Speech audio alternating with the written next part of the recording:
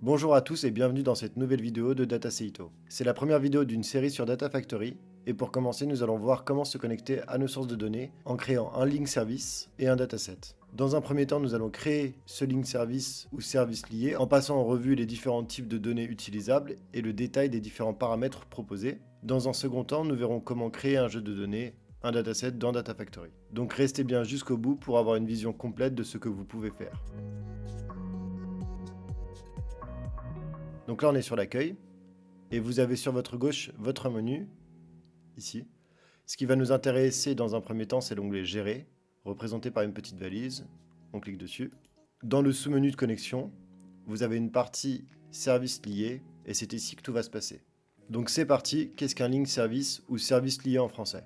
Un service lié va permettre de définir les informations de connexion à vos sources de données. Concrètement, ça va vous permettre de faire le lien entre vos différentes données, par exemple une base SQL ou un blob storage avec Data Factory.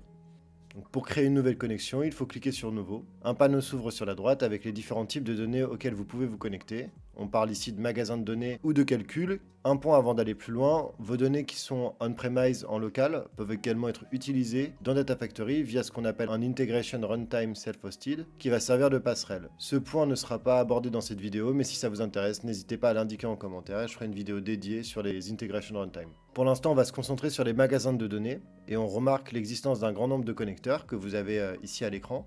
Et en haut, vous avez les différentes catégories. Typiquement Azure, vous avez vos bases de données Cosmos, vous avez vos bases de données Azure SQL. Dans les bases de données, on retrouve les bases Amazon Redshift, DB2, IBM, MariaDB ou encore MySQL. Et dernier point, ici dans le protocole générique, on retrouve notamment un connecteur REST. Pour notre exemple, on va utiliser un stockage blob Azure, ici. Donc je vais venir le sélectionner et cliquer sur Continuer. Le premier paramètre, c'est le nom. Donc là, vous êtes libre d'indiquer ce que vous voulez. Dans notre cas, on ne va pas le modifier. Il est également possible d'ajouter une description. Ensuite, on a une autre option, se connecter via un runtime d'intégration, ou Integration Runtime en anglais. Je ne vais pas développer ce point-là ici, mais comme je vous le disais, si ça vous intéresse, n'hésitez pas à l'indiquer en commentaire et je ferai une autre vidéo à ce sujet. On va donc garder la valeur qui nous est proposée par défaut. On vous invite ensuite à sélectionner la méthode d'authentification que vous souhaitez pour vous connecter. Parmi les possibilités, on voit ici l'utilisation d'un service principal ou encore d'une identité managée. Nous allons sélectionner ici clé de compte. Il est alors possible de se connecter en sélectionnant une ressource à laquelle le compte avec lequel on est connecté a accès ou d'utiliser un Azure Key Vault. Ici, nous allons sélectionner notre abonnement Azure, puis le compte de stockage. Donc ici, notre compte de stockage s'appelle STA Dataseito. Enfin, il ne nous reste plus qu'à tester la connexion. Deux manières de faire, soit on teste la connexion au compte de stockage, soit on peut spécifier un chemin vers un conteneur donné, ou même un folder se trouvant sur le conteneur. Donc si on teste ici la connexion, elle fonctionne correctement. Si on essaie la deuxième option au chemin de fichier, donc ici on nous propose d'indiquer notre conteneur et ici notre annuaire, donc notre dossier. Si on va regarder le compte de stockage, donc voici notre compte de stockage STA Dataseito. Dessus, j'ai un conteneur qui s'appelle logs, un annuaire qui s'appelle archive, et à l'intérieur, j'ai mon fichier CSV qui s'appelle vendeur. Donc ici, dans conteneur, je vais indiquer logs, et dans annuaire, archive. Si je teste à nouveau la connexion, on voit que la connexion est établie et donc que tout est en ordre. Il faut à présent enregistrer nos modifications en cliquant sur le bouton Créer.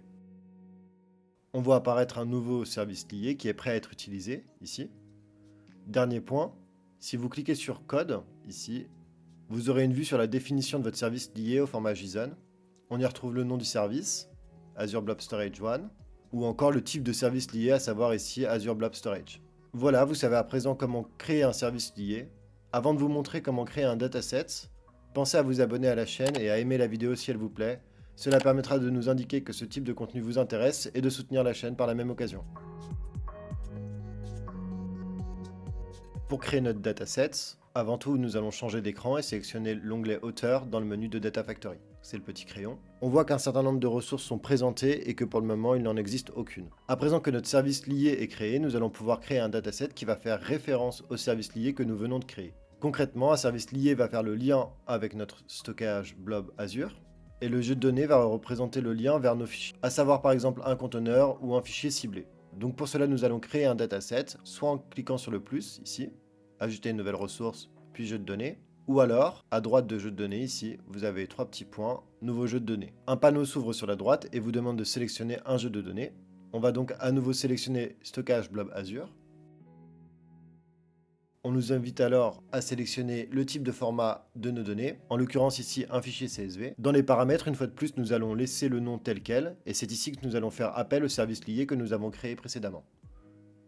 Donc dans service lié, on va sélectionner Azure Blob Storage 1, et ici on va indiquer le chemin d'accès au fichier. Donc le conteneur logs, dossier archive, fichier vendeur.csv.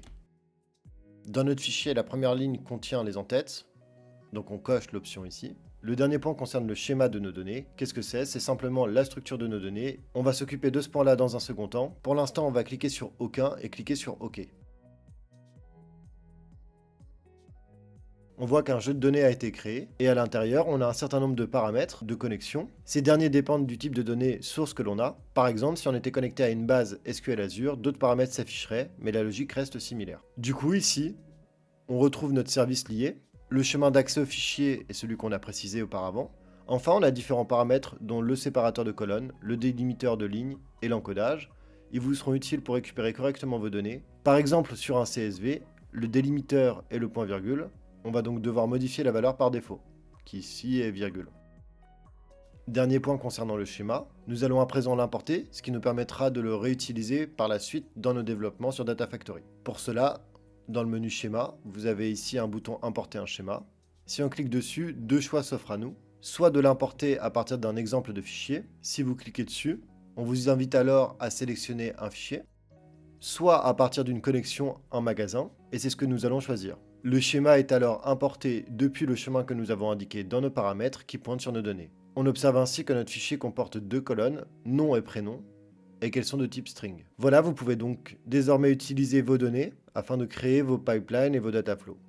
Pour pouvoir enregistrer nos modifications, on va cliquer d'abord sur tout valider, ici, et on voit qu'aucune erreur n'a été retournée. Et ensuite sur tout publier, on voit qu'on a un changement en cours.